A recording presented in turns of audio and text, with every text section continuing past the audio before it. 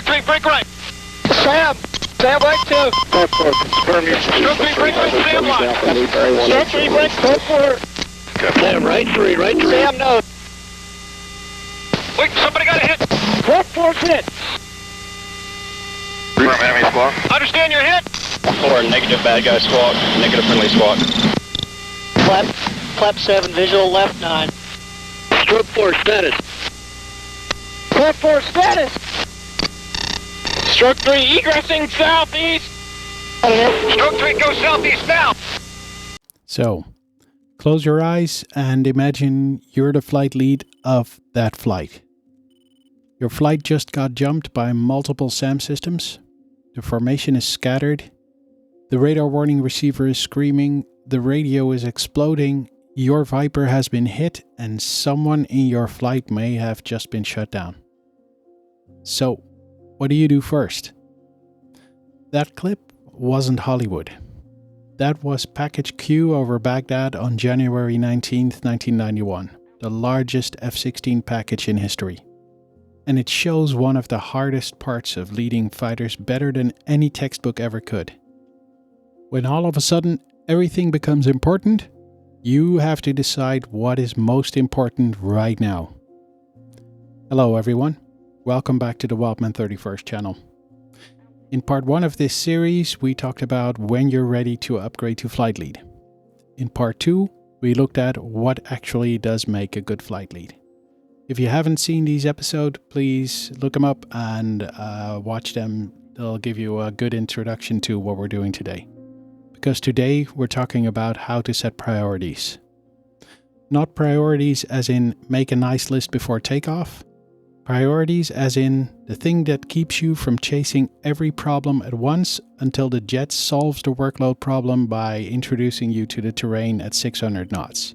Because trust me, the debrief for that is extremely short. Good flight leads don't start prioritizing when things go wrong. They start on the ground.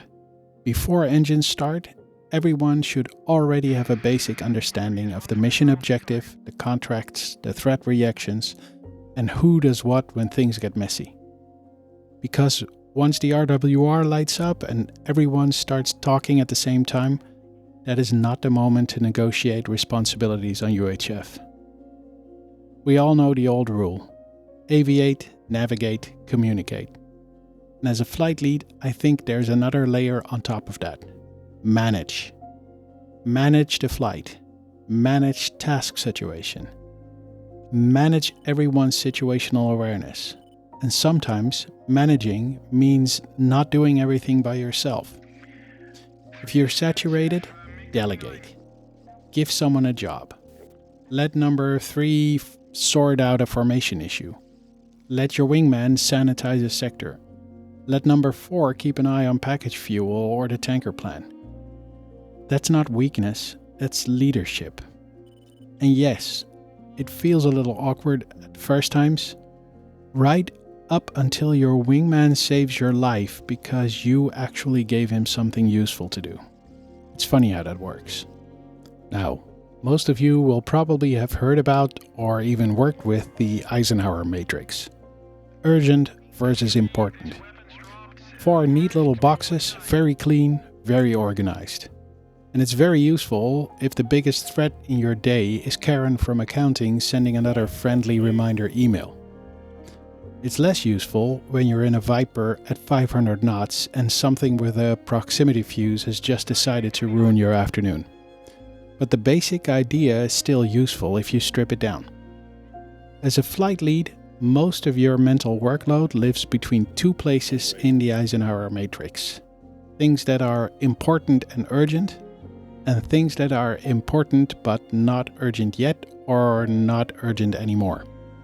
Aircraft control, terrain avoidance, a missile launch, a wingman in real trouble, those are important and urgent. They need action right now, and most of the time they need action from you. Fuel awareness, sensor setup, formation discipline, comm discipline, preparing for the next phase, those are also important, but they're not always urgent. And that is the key. In the cockpit, importance is often fairly stable. Fuel matters, formation matters, communication matters, mission objectives matter. What changes all the time is the urgency. A loose formation during ingress might be worth correcting. A loose formation while 6 SAMs are coming off the rail at you is probably not today's hill to die on. Congratulations, you just found a debrief topic. Fuel management always matters, especially in a Viper. But running a formal fuel check while everyone is merged? Absolutely not. Bad comm discipline, for instance. On a training sortie, it might be worth addressing right away because maybe the training objective is learning how to communicate.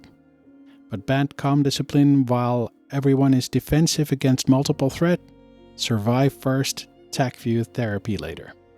That is where the normal office-oriented matrix starts to break down.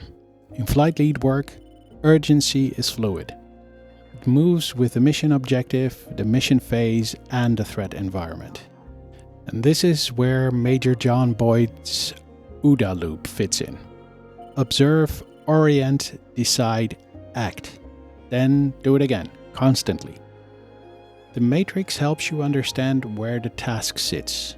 The OODA loop tells you where it has just moved. That SA-2 launch warning? Your priorities just changed. Your wingman is going blind? Changed again. Target area coming up in 30 seconds? Well, guess what? It changed again. The minor formation issue you just noticed 2 minutes ago? Still important maybe, but no longer urgent enough to spend radio time on. And that is where a lot of new flight leads get into trouble. They don't fail because they don't care. They fail because they care about everything at the same time. They try to fix the formation, answer every radio call, manage fuel, build SA, sort the threat picture, explain the plan, and still fly the jet. That doesn't make the flight calmer, it makes the flight leader part of the chaos. A better question is not, is this important?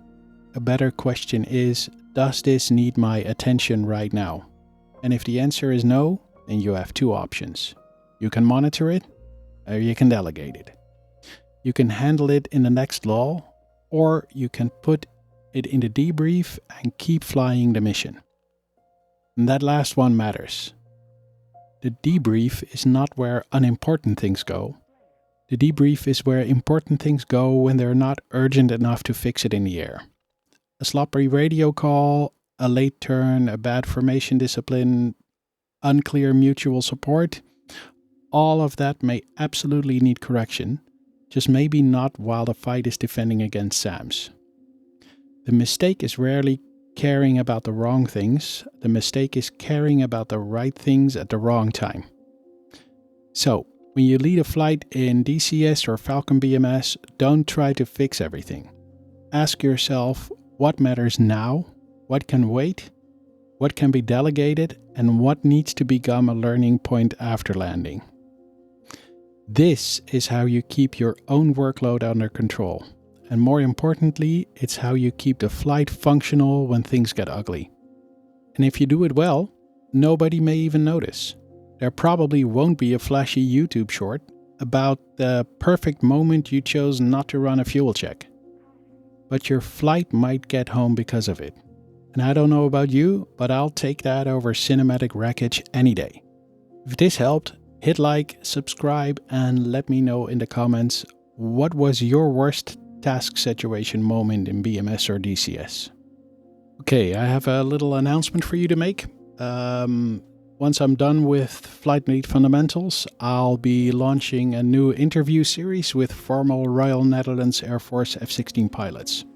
First up is Murdoch, one of the very first Viper pilots from 306 Squadron at Volkel Air Force Base. He's bringing original hot tapes from the 80s and we're going to watch them together and pull out flight lead lessons that we can use in the sim. That is content that I'm genuinely excited about. Thanks for watching, fly safe, and I'll see you in the next one.